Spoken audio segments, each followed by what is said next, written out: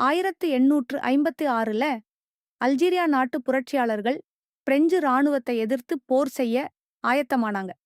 அவங்களோட போர்க்குணத்த ஒடுக்க பிரான்ஸ் அரசாங்கம் துப்பாக்கிகளுக்கு பதிலா ராபர்ட் ஹூடன் என்கிற ஒரு மேஜிஷியனை மட்டும் தனியா அனுப்பிச்சாங்க. அங்க போன அந்த மேஜிஷன் ஒரு சிறிய இரும்பு பெட்டியை தரை மேல வச்சார். அங்கிருந்த பலசாலி வீரர்களை கூப்பிட்டு இத தூக்க சொன்னாரு. அந்த வீரர்கள் எல்லாரும் அத ரொம்ப சுலபமா தூக்கினாங்க.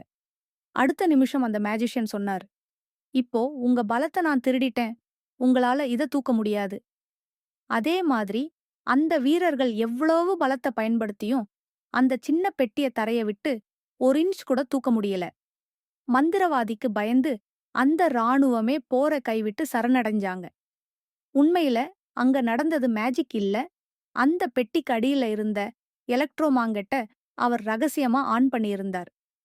எதிரிகள் தங்களை விட பலசாலிங்கிற அந்த பயம்தான் அவங்களை தோற்கடிச்சது. உங்க வாழ்க்கையிலயும் பயம்தான் உங்கள முடக்குது.